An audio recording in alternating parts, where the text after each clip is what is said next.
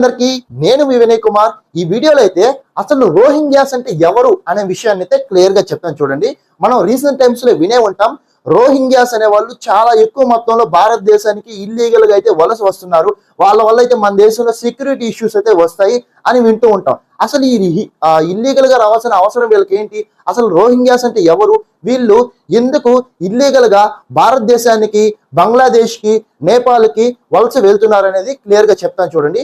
ఒకప్పుడు బ్రిటిష్ వారు మనల్ని పరిపాలిస్తున్నప్పుడైతే మన ఇండియా, బంగ్లాదేశ్, మయన్మార్, పాకిస్తాన్ ఇవన్నీ బ్రిటిష్ ఇండియన్ కంట్రోల్లో ఉండేది, బ్రిటిష్ ఇండియన్ గవర్నమెంట్ లో.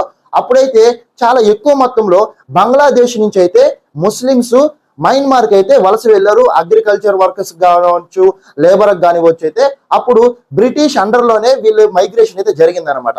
వీళ్ళు మైగ్రేషన్ చాలా ఎక్కువ మొత్తంలో మన మయన్మార్కి జరిగింది. మీకు తెలుసు, Myanmar is a Buddhist country. ఎక్కువ ఆల్మోస్ట్ 88% బుద్ధిస్ట్ పాపులేషన్ ఉంటుంది అనమాట. ఎప్పుడైతే మయన్మార్కి 1948 లో స్వాతంత్రం వచ్చిందో అప్పుడు మయన్మార్ లో ఉండే లోకల్ ప్రజలు ఈ మైగ్రేషన్ ద్వారా వచ్చిన ప్రజలను అయితే ఇల్లీగల్ ఇమ్మిగ్రెంట్స్ లాగైతే కన్సిడర్ చేశారు. వాళ్ళనైతే యాక్చువల్ సిటిజన్స్ లాగా పరిగణించలేదన్నమాట. అదే కాదనమాట, 1982లో వాళ్ళు ఒక కొత్త లాని తీసుకొచ్చారు. అదే ఒక కొత్త సిటిజన్షిప్ లా. ఈ లా ప్రకారం ఈ రోహింగ్యాస్ అయితే మయన్మార్ సిటిజన్స్ గా అయితే కన్సిడర్ చేయలేదు. ఇప్పుడు మయన్మార్ సిటిజన్స్ గా కన్సిడర్ చేయకపోతే వాళ్ళకి వచ్చే నష్టం ఏంటంటే, మయన్మార్ లో వాళ్ళు ఓటు ఇవ్వలేరు, మయన్మార్ లో వాళ్ళకి సరైన హెల్త్ కేర్ ఉండదు, సరైన ఎడ్యుకేషన్ ఉండవు, సరైన ఉద్యోగాలు ఉండవు. వాళ్ళైతే అసలు దేశ ప్రజలుగా అయితే కన్సిడర్ చేయరనమాట. ఓకే, ఇందు కారణంగా అయితే మయన్మార్ లో వీళ్ళ మీద బాగా అణిచివేత అయితే జరిగేది. వీళ్ళని ఒక స్టేట్లెస్ పీపుల్ గా అయితే కన్సిడర్ చేశారు. అంటే వీళ్ళకంటూ ఒక దేశమే లేదనమాట.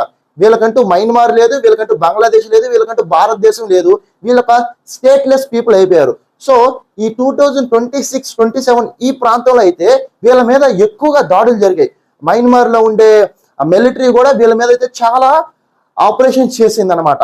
సో దీనికి భయపడిన రోహింగ్యాస్ వచ్చేసి పక్కనే ఉన్న బంగ్లాదేశ్ కి ఎక్కువ మొత్తంలో అయితే వలస వెళ్ళారు. ఇప్పుడు ఆ బంగ్లాదేశ్ నుంచి భారతదేశంలో ఉన్న నార్త్ ఈస్టర్న్ స్టేట్స్ కూడా చాలా మంది అయితే వలస వస్తున్నారు. ఈ వలస వల్ల అయితే మనకు చాలా ప్రమాదం ఉంది. ఎందుకంటే మనకు తెలుసు కదా, ముందుగానే మంది ఓవర్ పాపులేటెడ్ కంట్రీ. ఇంకా ఈ రోహింగ్యాస్ మన దేశంకి రావడం వల్ల మనకైతే ఇంకా పాపులేషన్ పెరుగుద్ది, ఇంకా మనకైతే ఇబ్బందులు చాలా వస్తాయి అనమాట. సో ఇదనమాట రోహింగ్యాస్ అంటే.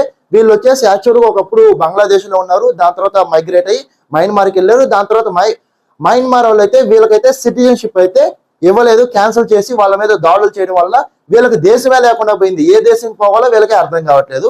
ఈ ఇన్ఫర్మేషన్ మీకు వర్త్ అనిపిస్తే మన ఛానల్